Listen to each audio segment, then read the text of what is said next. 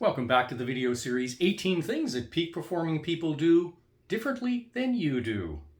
Peak performing people know that there's a balance between control and surrender. Have you ever worked for someone who's a total control freak?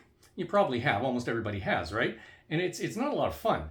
Nevertheless, it's hard, let's not be too hard on these people, because as human beings, we actually want to feel in control. We feel so much better when we feel we are in control. Now, that control is very often an illusion, complete illusion. However, it makes us feel good.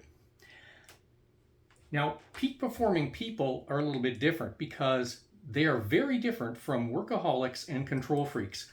What do we know about workaholics and control freaks? Well, they're actually kind of glorified in a lot of the personal development stuff out there today.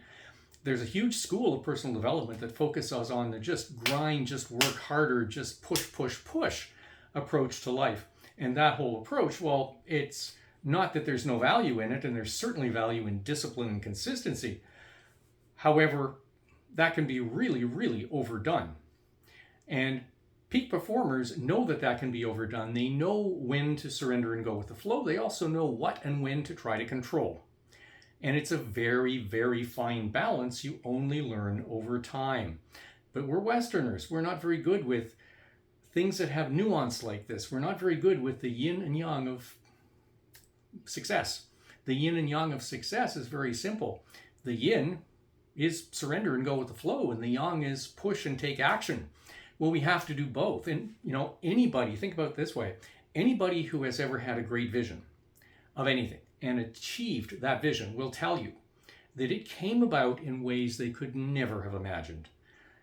It was totally unpredictable. They'll say, well, I saw it in my mind, and yeah, I took action, but the way it came about, completely different than what I'd imagined. What I thought was complete nonsense, because what I didn't take into account was, once I had this vision, how many opportunities would come knocking on my door, how many synchronicities would show up, how even the problems and the obstacles would turn out to be blessings.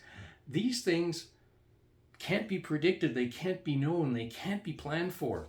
And that's something we have to get into our little heads, particularly as Westerners, because in Western culture, we tend to dive wholeheartedly into sort of one aspect or the other, right? We either think, well, I don't want to work really hard, so I'll just try to think and manifest stuff, and then we misunderstand what that really means and how difficult it is.